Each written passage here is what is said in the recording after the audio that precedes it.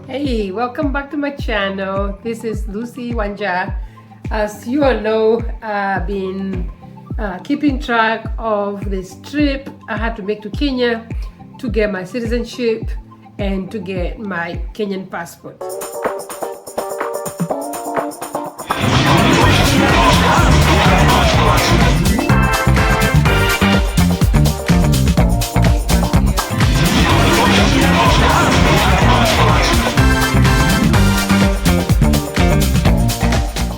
So let's sit down and talk about the process of getting the Kenyan passport. Anyhow, I'm back in the US, and it's time for the 4th of July celebration. So I'm all in blue, red, and white. I don't have as many clothes here as I do in Kenya, but I have enough to pull this outfit off. Anyhow, this is how that goes. If you are a Kenyan or born in Kenya and you left Kenya and became a citizen of a different country before 2010, guess what? As far as the government of Kenya is concerned, you're not a citizen. I found that out the hard way.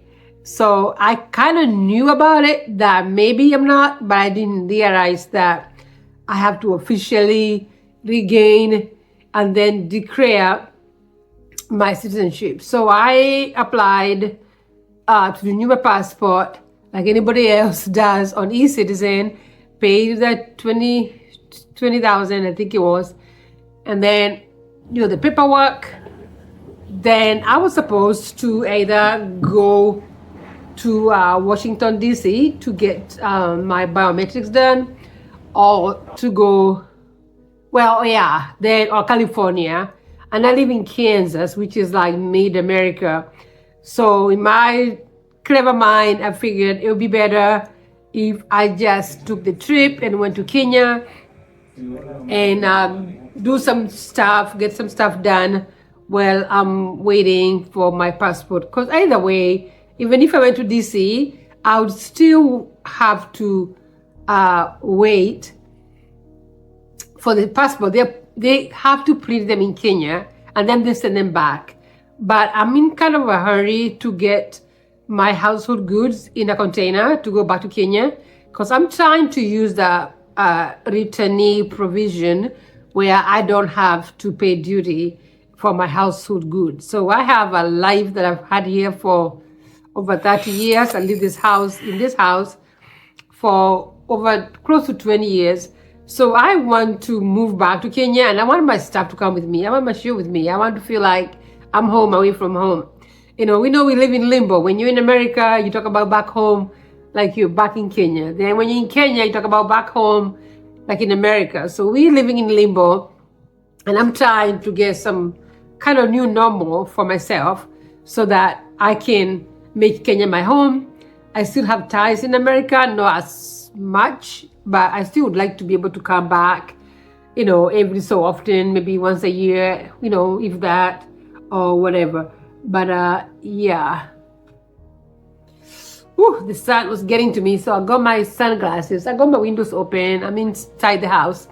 But anywho, in a nutshell, I want to talk to you guys about the process. So I went to eCitizen, did all the paperwork to renew my passport. Okay? So, but I had left Kenya in 1993, and I became a Canadian citizen in 1997 or 96. I'm not quite sure. But anyway, it was before 2010, before the new constitution, where which now allows dual citizenship. So when I became a Canadian, I remember I had traveled with my son in 1993. The boy was 3 years old, and he was in my passport as a child. So, but I remember at some point I had sent my passport for renewal before I became a Canadian citizen, and they renewed it, but they took off my son, and they actually deleted him, because at that point in time he had become a Canadian, since his dad was already a Canadian, and he was a minor. So by default, he became a Canadian. So I had that happened. So they said child deleted from passport, and they didn't need my passport. So I've been hanging on to this big old passport from back in the day, from 1992. You don't remember how big the passport was, but anyhow, yeah. So I thought that over time I had misplaced the passport. So I had actually applied for a replacement of my passport, and that's when I found out that I am not considered Kenyan anymore, because even though the law changed, you have to actually declare that you want to be a dual citizen. So it's not automatic. But some Kenyans I know just have their Kenyan passport and they go to Kenya and they're already American citizen, or they are Canadian or something else. But that might work for now, but with the way politics is going in Kenya, today could be okay. You might get, after 2027, the new elections happen and the new government takes over, and that's the time you get caught up by some overzealous civil servant at the airport, and then you might have a miguna pulled on your ass. So me personally, I decided to do it the legal way. And when I go to Kenya, went to Nyayo House, I did a video a couple of weeks ago about going to Nyayo House, and the process, how that went. But the details is what I'm trying to tell you now. If you had your citizenship in America or a different country before 2010, before the law was changed, allowing Kenyan citizens to be dual citizen, meaning 2 or 3 different countries. Like in my case, I became Canadian, then I became American. So, and now I just regained my Kenyan. So I would advise people to go the right way and just do it the right way. It will take time, it will take some finances, but you're covered. Like now I know for sure. Like when I just came back from Kenya, I went to the Jomo Kenyatta airport. I gave them my Kenyan passport and I gave them my American passport. So by me having an American passport, even though my stamp was on my Kenyan passport, I didn't need to show I have a visa because I'm already an American citizen. Okay? So when I think my connection was through Dallas, Texas. So when I got there, I gave them my American passport. So I was able to come to the country. So it's okay to travel with 2 passports. People talk about this and the other, and I'll do a different video with more details about this. But you can, if you have two citizenship, just make sure you have declared that you're dual citizenship. Because if you don't declare, apparently that's actually a crime in Kenya, punishable by fines and jail time. But it's Kenya. How many people are actually going to go to jail for that? But anywho, it's best to do it by the book, just in case something happens later, you are covered. So that's what I did. I ended up going through this big old process of regaining my citizenship. And then after that, I went through another process of now declaring my intent to be a dual citizen. Then that way I can be American and I can be Kenyan and I can be Canadian as well. I don't know if that's dual or trio. I don't know how that works out. But anywho, that's how that works. And that's what I did. If you are thinking about returning back home, like what I'm doing, going back to Kenya, and being able, even though I had a KRA PIN, I had businesses set up and everything, I was so scared that I might even bank accounts and stuff. So because my Kenyan ID, I wasn't sure that is any good. But I got my Kenyan ID renewed in 2014. So that was after the new constitution. So I got away with not having to apply for a new ID. But depending on your situation, you might find out that you might actually have to apply for a new ID, So I'm just saying, just like there's so much information out there, everybody's saying this and the other, but I talked to very high government officials at Nyayo House, and they're saying that even though people are getting away with not having to declare or regain, it's to your best interest that you do that. So I did that. I was there for over 6 weeks. I had already applied, like I say, East Citizen, maybe another 2 weeks before I left to go to Kenya. And I had that appointment set up for Washington, D.C., but I opted to go to Kenya, and I'm so glad I did, because I could have just gone to D.C. and thought everything is hunky-dory. Then one day, me and my big mouth, I get myself in trouble, and come to find out, I am not even a Kenyan, even though I'm born and raised. But I give it up. That's what, in my situation, what the Moi government did to us. I was, barely a teenager during those Moi days, and there was no hope. We were the Gen Zs back then. There was no hope for us in Kenya in the 90s. So we were just leaving the country. It was much easier to get a visa, not like it is now, but it still wasn't easy. But at the same time, it's like nobody gives up their citizenship out of fun. It's like out of necessity. They make you almost do this if you want to have a future, or a better future for you and your family, which I'm so grateful to God. And I'm happy that I was able to have the life that I have right now, because if I had stayed in Kenya, I know my friend that I left behind, when I go back and see where they're at in life, I'm just happy that I have that opportunity to leave and now to be able to go back on my own choice and my own terms, so that I don't have to do this rat race anymore. After 30 years, guys, it's time. It's time to go back. And I'm telling you, Kenya is fun. It's very inexpensive to live there, especially me. I like to live in the countryside where I have properties. I built a house, so I don't have to worry about paying rent and shit like that. So it makes it much easier if you don't have to pay rent or don't have to look for employment.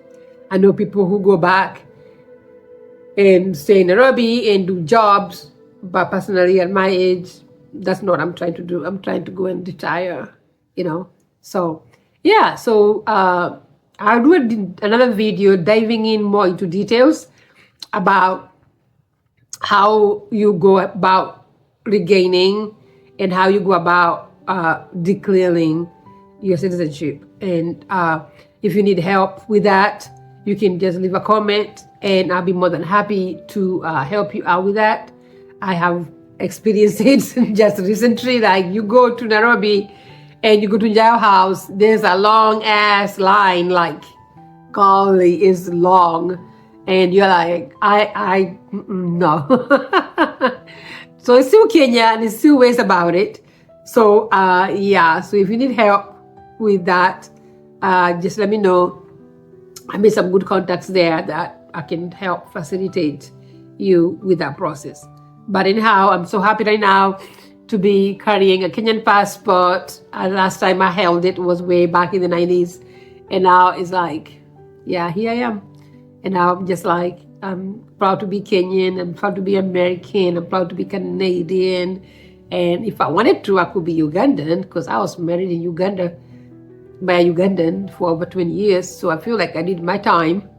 So if I really wanted to become a Ugandan, I bet I could. But let's get started in Kenya first, and then we go from there. Thank you for watching. Please subscribe and comment and like this video. I'll be uploading more videos as I go through the process. Right now, I'm back in America, like I said, and I am going to be contacting my shipping company to bring me the container at my house so I can load all my shit in the container. And then it will take about 3 to 4 months to get to Kenya. By that time, I'll be ready in Kenya to receive it, and I'll document for you guys the process of the duty-free. So one thing I am going to be doing here next week is trying to acquire a vehicle that's like right-hand drive, because much as I love my vehicles here, you can't take those to Kenya. They don't allow left-hand drive vehicles anymore in Kenya. So you're gonna have to, I'm gonna have to either go back to Kenya and import a car from Japan, which I didn't want to do that. But I found out that living in mid-America, we have this post office. They have these jeeps that they use for mail. You know, these country folks have acreage of land, like they have to deliver mail, but nobody is walking, 90 acres or 40 acres, so they just drive from one mailbox to another. So by doing that, they use these jeeps that are right-hand drive. So I found out that you can buy those in America and you can put them in the ship. In my case, since I'm using that provision of a Kenyan returnee, so I'm not going to be paying duty. So that will be the next videos down the line. I'll document the process of me trying to acquire that vehicle and putting it in the ship, so that when I get to Kenya, I live in the countryside. I live in Nanyuki, and it's it's an all-wheel drive, 4-wheel drive. So that will be very, very helpful for me, being in the village and not having to worry about when it rains, I can't leave the house or whatever, because you know how that goes over there. So they call them offloads, off-road. So I'm hoping that that would work for me in this situation. So I've done some research, and I have enough confidence that will fly, but we'll see. I'm happy to be in America for my hopefully last 4th of July in a long time. But this country has been good to me, and I'm so happy to be an American. I'm happy to be a Kenyan by birth, and I'm happy to be a Canadian as well. So sometimes I feel very bad that I have all these passports and I'm trying to go back, when there's so many Kenyans who wants to go to Canada, want to come to America, and I'm trying to go back to Kenya. They don't understand it, but I try to tell them it's not what it is. It's about glorified, but I'm not going to take it away that it has been good to me. But if you're in Kenya and you have a good job and you're making a good living, just stay there. America is not for everybody. I tell you, I kid you not, it's not for everybody. Yes, there's opportunities here. I'm not going to lie about that. At the same time, that you do sacrifice a lot by being away. Like in my case, I lost both my parents and my about 3 siblings. What I had to do is go back for the funerals, but you miss out. You miss out quite a bit. You miss your nieces, your nephews growing up. You miss milestones. There's so much stuff that you sacrifice by being away from home. And going back, you have to almost like a foreigner when you go back home. For me, I know it feels like that, because I don't understand half of their lingo, what they're talking about. I'm always be like, what is that? What is that? What is that? And they laugh. Some of them understand that I've been away for over 30 years. So it is reasonable for me to not know these things. But it feels horrible. Like, this is your home, and, half the time, I have no idea what they're talking about. Even though they're speaking Kikuyu, I'm very fluent in my mind. But even Swahili, I'm not as fluent.